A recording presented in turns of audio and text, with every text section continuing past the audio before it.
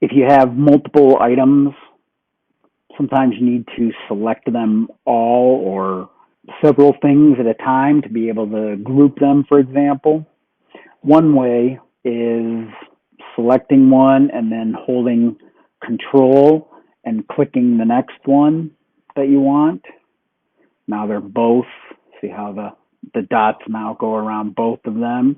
And then maybe if you want the third, you still hold down control, click on the third. Right now, the dimension, it goes around all of them.